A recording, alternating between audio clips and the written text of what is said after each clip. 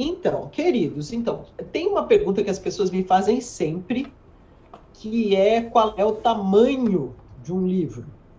E aí eu vou fazer várias considerações, porque não tem uma resposta automática. Como tudo em relação ao livro, tá? Sempre é bom levar em consideração que o livro é um produto cultural muito variado, então não tem modelo, tá? Não é assim, tem que ser assim, não existe, tem que ser assim. Mas o mercado trabalha com livros impressos para adultos, em geral, de mais de 160 páginas, em geral. A média de livros dirigidos a adultos, olha o que eu estou dizendo,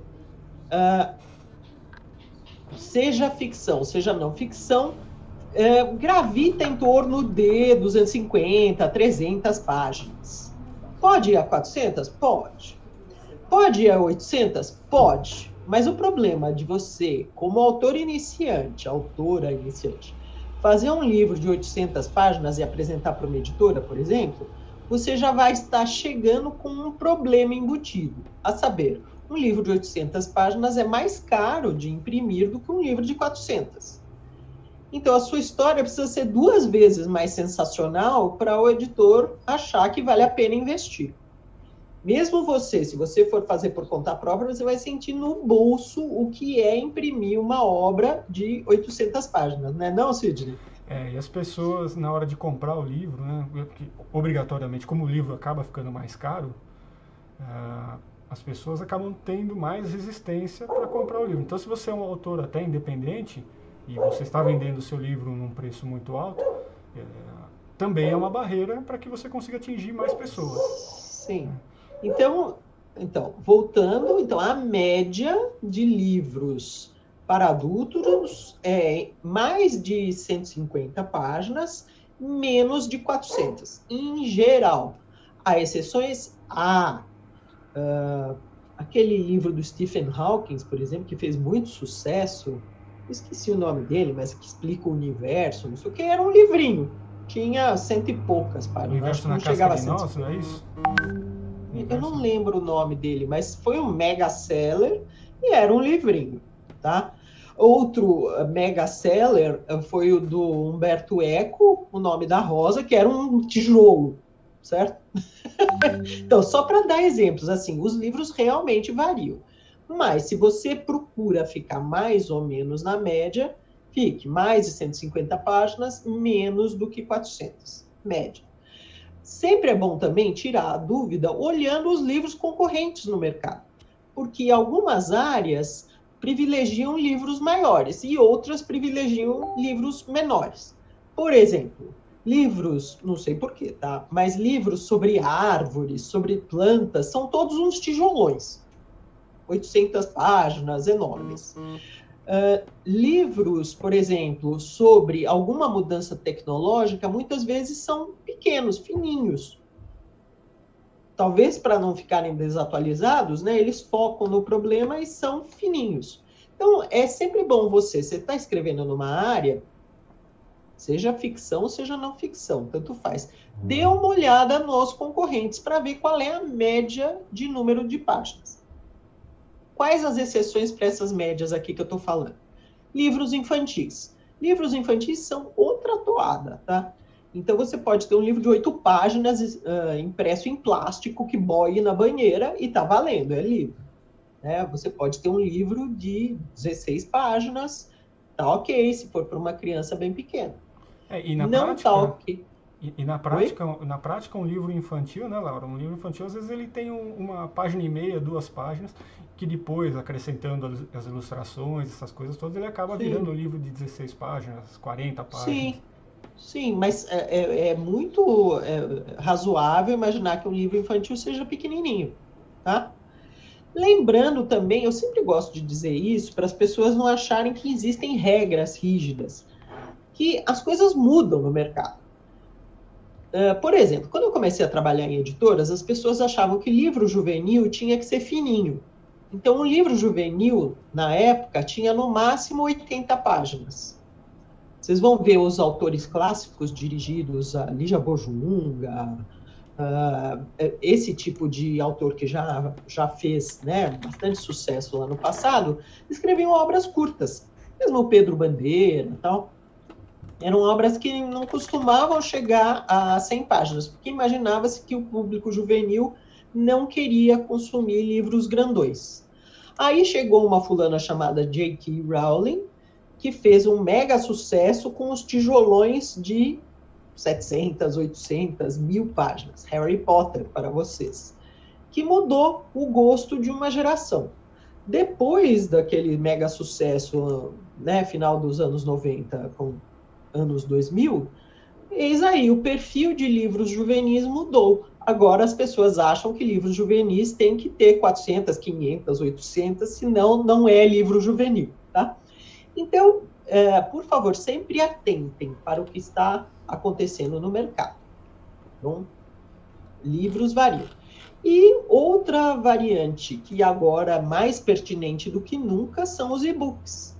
Porque os e-books não precisam parar em pé na estante, não tem lombada, não tem problema de impressão, o custo do e-book não varia tendo 600 ou 800 páginas, é mais ou menos a mesma coisa.